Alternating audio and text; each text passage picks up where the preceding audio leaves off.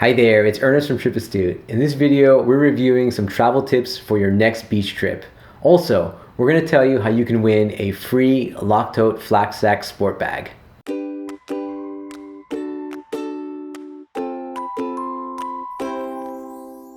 Summer is upon us, which means beach vacations for many of us. Though being at the beach can present some issues for travelers, as there are specific hazards and challenges. For example, how do you keep your valuables safe while you're swimming?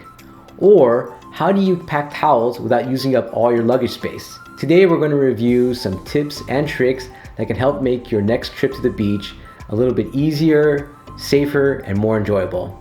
So let's jump straight in. Number 1, secure your valuables. There are basically two approaches to this issue. One is to take your valuables with you into the water and use a waterproof pouch or wallet. I know some people swear by this approach, but I have to admit that I'm not a big fan of it. I think I'm just paranoid that water will leak in, or even worse, I'll lose it while swimming. The other approach is to secure your valuables using a portable safe or slash-resistant bag that can be locked to a chair or other removable object. I've even strapped mine to a beach chair, knowing that the person would have to steal the entire chair if they wanted to take the bag. This isn't completely foolproof, but I think it's the most practical approach for most people. In fact, we've reviewed several products that can be used for this purpose, and if you stay tuned to the end of this video, you'll learn how you can enter to win a Lock-Tote bag for free. Number 2, use quick dry travel towels. One of the biggest challenges is packing towels, especially when you have limited space in your luggage. My recommendation is to invest in some quick dry travel towels. These are made with a microfiber that not only absorb water, but can be dried quickly. They are also extremely compact and take up very little room in your bag. There are several options out there, but we recommend the quick dry travel towel set from Country Bound. I've had a few microfiber towels that only lasted after a few uses. However, I like the Country Bound ones since they are high quality and they come with a lifetime warranty. The towels come with hang tags as well, which are useful for drying. The set also includes 3 different size towels and a storage bag. You can get them from Amazon or their website for less than $20, and I think they're definitely worth the cost. We've used them for most of our travels, not just when traveling to the beach. Number 3, consider renting gear. I've traveled a few times to tropical locations, hoping to do some diving and snorkeling, though I quickly realized how little space I had in my suitcase for my gear. I recommend renting equipment from a local dive shop at your destination. Even if I plan to just go snorkeling, I'll often pack my mask and snorkel, then rent my flippers, since it tends to be the most bulky object in my luggage. Number 4, bring sunscreen and bug repellent. Bringing sunscreen is a no-brainer, but I have to admit that I've neglected to bring insect repellent on several occasions and regretted it. This happened in Central America, and I ended up getting eaten alive by sand fleas, mosquitoes, and other insects.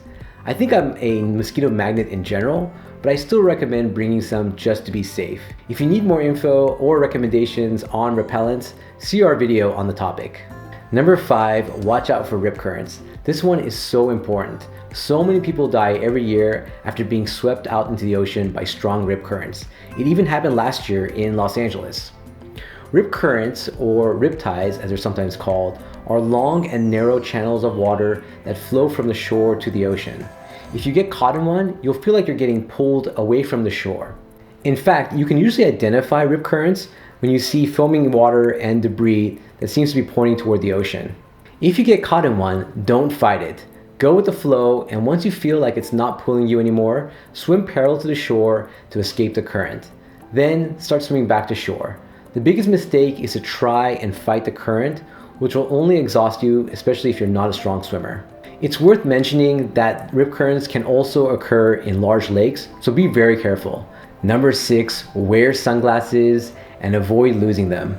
Wearing sunglasses is important since the glare from the water and sand can strain your eyes.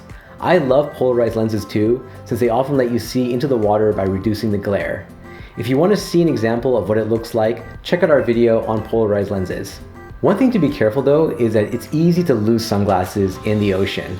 Most sunglasses do not float, so if they get knocked off your face by a wave, you'll likely lose them. I've seen this happen so many times, so I recommend either being extremely cautious or using a strap to keep them secure. Yeah, they may not look stylish, but you'll be glad you're wearing them if you ever get hit by an unexpected wave. Number 7, rinse items after saltwater exposure.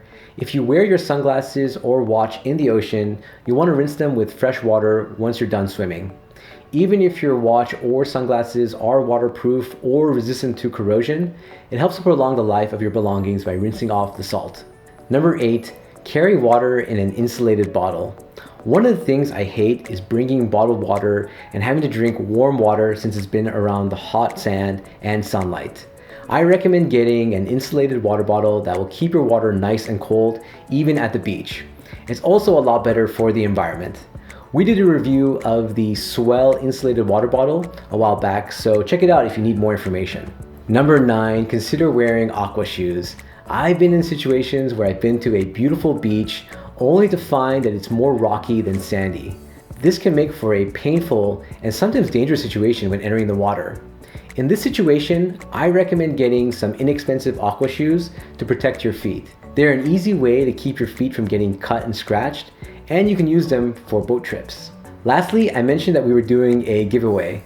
Locktoed has sent us one of their Flak Sack sport bags to give away to our audience.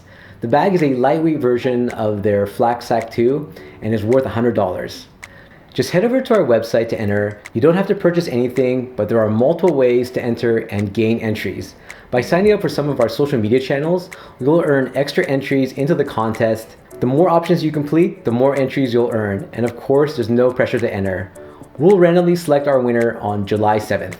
Keep in mind that the contest is only for US residents, though if you're not based in the US, don't worry.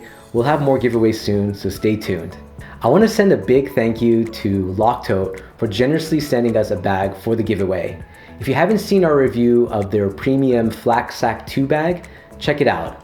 It's actually a very versatile bag for travel, especially if you plan to spend time at the beach or the pool. In fact, I used mine a few weeks ago when we stayed at an Airbnb in Palm Springs since it didn't have a safe. I was able to lock up my laptop and other valuables while we were out exploring the town. Do you have any travel tips for those visiting a beach? If so, please share in the comment section below. We hope you enjoyed this video and found it useful. If so, please give us a thumbs up and consider sharing our video with others that might also benefit from our content. Until next time, travel safe and travel smart.